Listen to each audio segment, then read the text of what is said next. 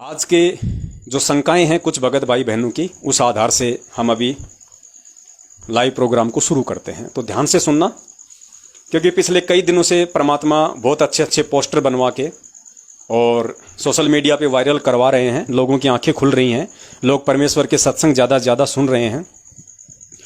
तो उसी के रिगार्डिंग कुछ भाइयों की शंकाएं थी। और जैसे दास ने एक पोस्टर बनाया था कि त्रेता युग में जो नरसिंह का रूप धारण करके आया था, भगवान नरसिंह का जो रूप धारण करके आया था, जिसने हिरण्यकश्यप की छाती फाड़ी थी और जिसने अपने प्रिय भक्त प्रहलाद की जीवन रक्षा की थी, दास ने कहा कि वो विष्णु भगवान नहीं था, वो त्रिलोकी विष्णु भगवान नहीं था, वो संत रामपाल जी महाराज था, जो त्रेता युग में भगवान नरसिंह का रूप धारण करके अपने प्रिय भक्त प्रहलाद की जीवन रक्षा करने आया था। वो संत रामपाल जी महाराज था। क्यों? क्योंकि ये परमात्मा चारों युगों में आता है। ये परमात्मा जब चाहे जहां प्रकट हो जाता है, जब चाहे जो रूप ये परमात्मा बना सकता है। इसका वैदिक नाम इसका है कबीर देव। उसके अलावा ये परमात्मा कहीं भी, किसी भी रूप में, किसी भी रंग में, किसी भी क्षेत्र में, किसी भी देश काल और परिस्थिति में, किसी भी नाम से, किसी भी शकल सूरत से, जब चाहे जहां प्रकट होकर अपना काम करता है। तो आज वही परमात्मा जो त्रेता युग में नरसिंह रूप धारण करके आया था, वो कबीर परमेश्वर, आज वही कबीर परमेश्वर संत रामपाल जी महाराज जी के रूप में आप और हमारे सामने प्रकट है, विद्यमान है, आज हमारे सतगुरु के रूप में है।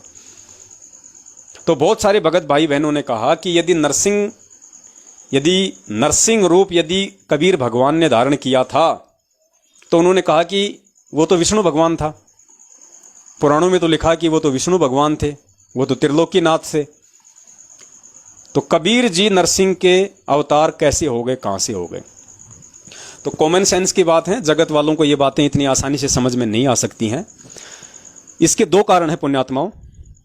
सबसे पहला कारण तो ये कि हिरण्यकश्यप ने ब्रह्मा जी से जो वरदान मांगा था अपने कठोर तप के बदले, उस वरदान में उन्होंने ये मांगा था कि ना मैं दिन में मरूं, ना मैं रात में मरूं, ना मैं जमीन में मरूं, ना मैं आकाश में मरूं, ना मुझे कोई पशु मार सके, ना मुझे कोई इंसान मार सके, ना मुझे कोई देव मार सके, ना मुझे कोई महादेव मार सके, ना मुझे किसी अस्त्र से मारा जा सकता, ना मुझे किसी शस्त्र से मारा जा सकता। अर्थात उन्होंने ब्रह्मा जी से इस प्रकार का वरदान ले लिया कि इस 21 ब्रह्मांड में कोई भी समर्थ शक्ति उसको मारने के लायक नहीं थी।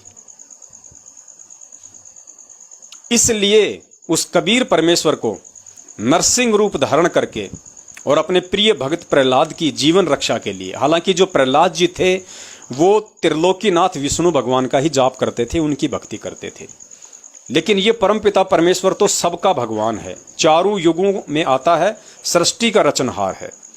आज चाहे कोई देवी देवताओं की भक्ति कर रहा हो, चाहे कोई ब्रह्मा विष्णु महेश जी की भक्ति कर रहा हो, चाहे कोई किसी अन्य नकली धर्म गुरु शंकराचार्य संत और महंत के पीछे नाम लेके भक्ति कर रहा हो, समय आने पे रक्षा उन सब की ये कबीर परमेश्वर ही करता है। वो चाहे कोई भी कारण बनाता हो, कोई भी रीजन बनाता हो। तो उस समय जो भगत जो प्रहलाद की रक्षा की थी, वो उस वरदान के अकॉर्डिंग उस कबीर परमेश्वर ने ही नरसिंह रूप धारण करके की थी। क्योंकि उस वरदान के अनुसार इस 21 ब्रह्मांड का कोई भी देव, महादेव, कोई भी व्यक्ति उसको मारने में सक्षम नहीं था। क्योंकि उसका वरदान था कि ना मुझे देव मार सके, ना मुझे महादेव मार सके। क्योंकि उसने तप इसीलिए किया था कि क्योंकि वो राक्षस खानदान से था, वैसे तो ब्राह्मण था, लेकिन आगे चल के अपने कर्मों से वो राक्षस हो गया था। तो इनका ज्यादातर युद्ध जो है वो देवताओं के साथ में चलता था। तो उसने वरदान मांगा था कि ना मैं देवता से मरूं, ना मैं देव से मरूं, ना मैं महादेव से मरूं। तो बताओ, देव आ गया, महादेव आ गया, तो फिर 21 ब्रह्मांड में कौन बच गया? ब्रह्मा विष्णु महेश देवता ही तो हैं। ब्रह्मा विष्णु महेश देवताओं की श्रेणी में तो हैं, देव श्रेणी में तो हैं। और ये उसने वरदान ले रखा था कि देवता मुझे मार नहीं सकते। तो बताओ फिर कौन मारने में सक्षम था? तो इसलिए स्वयं उस कबीर परमेश्वर को नरसिंह रूप धारण करके और मारने के लिए आना पड़ा। दूसरा,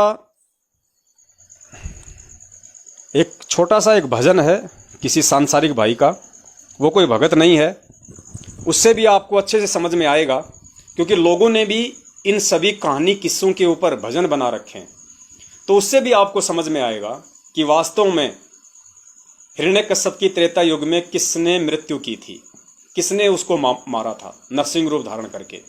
अब ये तो कोई भगत नहीं है जिसका अभी आप ये भजन सुनेंगे, ये तो कोई संत रामपाल जी महाराज जी का भगत नहीं है। ये भी अपने भजन में यही कह रहा है, और भजन की छोटी सी लाइन है, सिर्फ वही मैं आपको सुनाऊंगा।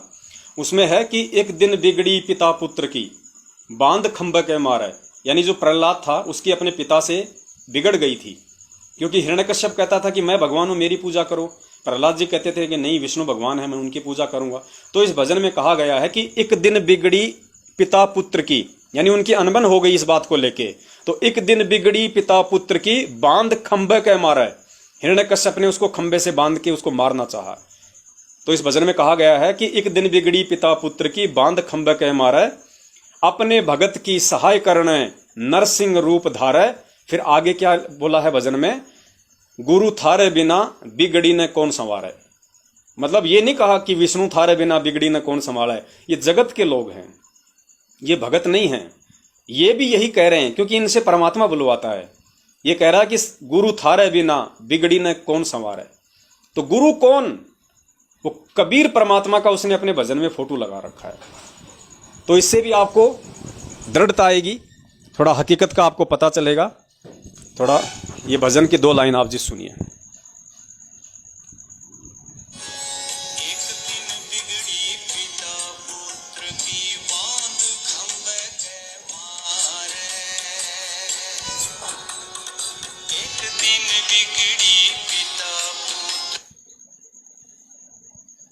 जोड़ा नहीं गया इसको, 1 मिनट पुण्यात्मा दास थोड़ा कनेक्ट कर देता है। एक दिन बिगड़ी पिता पुत्र की बात, आप सुनना। एक दिन बिगड़ी पिता पुत्र की, बांध खंभे के मारे। एक दिन बिगड़ी पिता पुत्र की, बांध खंभे के मारे। अपने भगत की सहाय करने ने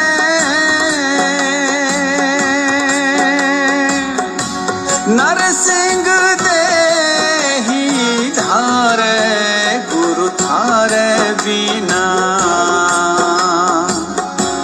बिगड़ी ने कौन सुधारे।